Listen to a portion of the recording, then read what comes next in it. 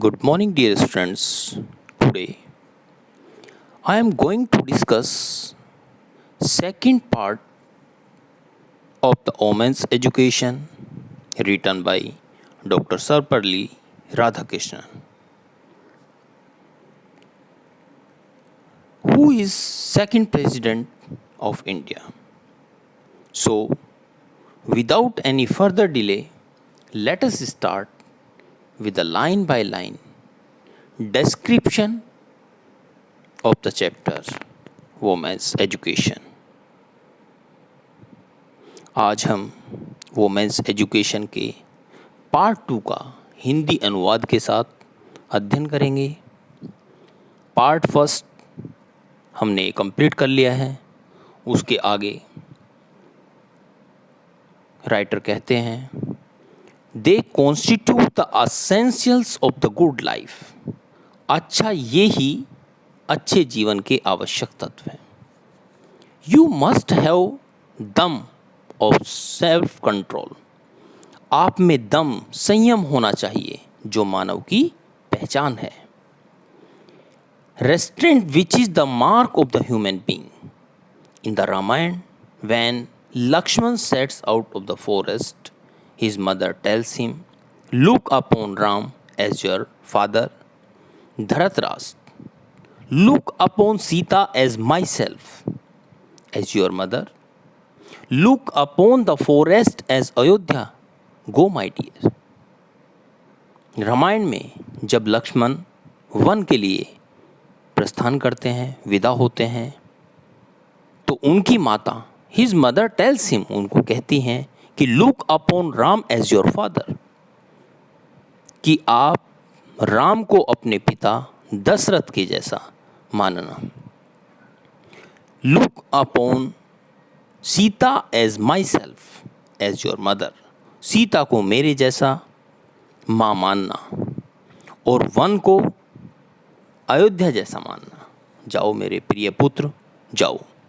There are ever so many thrilling stories in our classics. हमारे महान ग्रंथों में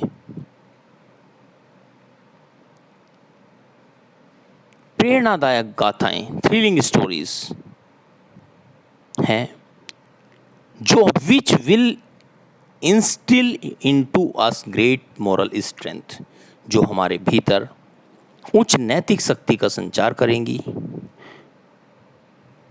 विच will lay down for us the lines on which we have to conduct ourselves, और हमारे लिए वे नियत निर्धारित करेंगी जिन पर हमें आचरण करना है।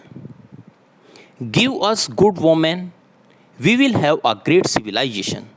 हमें अच्छी नारियाँ दो, हमारी सभ्यता महान हो जाएगी। सिविलाइजेशन मीन्स सभ्यता। गिव अस गुड मदर, हमें अच्छी माताएं दो। We will have a great nation, हमारा राष्ट्र महान हो जाएगा। When you talk about education, you have several aims in the view. जब आप शिक्षा के बारे में बात करते हैं तो आपके मन में कई लक्ष्य होते हैं। सेवरल एम्स, विभिन्न लक्ष्य होते हैं। Give the people those who are taught knowledge of the world in which they live. Science, जिन लोगों को शिक्षा दी जाती है उसमें उस संसार का ज्ञान दो जिसमें वे रहते हैं। जैसे विज्ञान है, इतिहास है, भूगोल है, आपको वह ज्ञान प्राप्त कराते हैं। History, geography enable to you to get that knowledge. You also train the people to acquire some technical skill by which they can earn a livelihood. आप लोगों को कोई तकनीकी ज्ञान प्राप्त करने का प्रशिक्षण भी दे जिसमें वे जीविका चला सकें। लिवलीहुड मीन्स जीवन यापन कर सकें। They are still accepted the world over as the objects of education. अब भी संसार में शिक्षा के ये लक्ष्य स्वीकार किए जाते हैं। Knowledge of the world in which you live and technical skill by which you can earn livelihood. उस संसार का ज्ञान जिसमें रहते हों और तकनीकी योग्यता जिससे जीविका चला सकें। But what is there specific about the kind of education imparted in the institutions of our country? परंतु हमारे देश की संस्थाओं में जिस प्रकार की शिक्षा दी जाती है उसकी विशेषता क्या है? We have heard that the chief purpose of education, हमने सुना है कि शिक्षा का मुख्य उद्देश्य, चीफ पर्पस मीन्स मुख्य उद्देश्य ऑफ एजुकेशन, शिक्षा का, is not merely the acquiring of skill or information but the initiation into a higher life.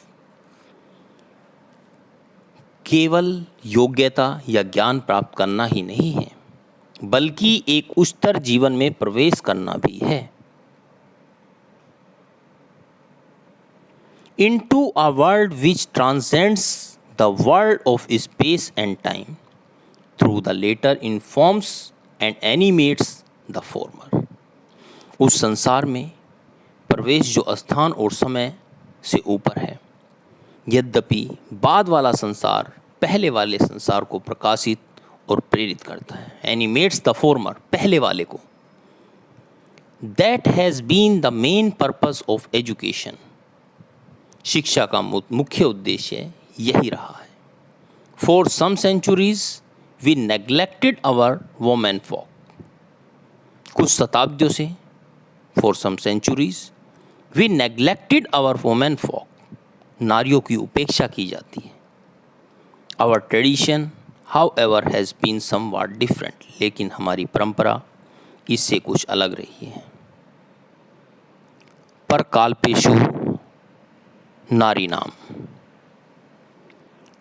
मंदिरा वंदना निश्चिता, अध्यापनाच वेद नाम, गायत्री वाचनाम तथा, अर्थात प्राचीन काल में नारियों द्वारा मंदिर में पूजा करना, वेदों का पठन पाठन करना तथा गायत्री का मंत्रोच्चारण करना स्वीकृति था।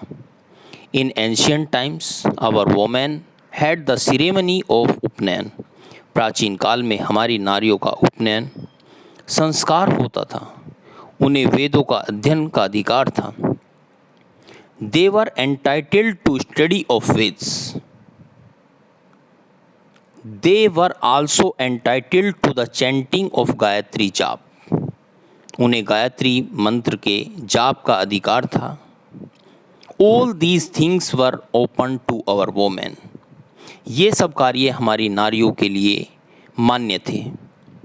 But our civilization become arrested and one of the main signs of that decay our civilization is the subjection of women,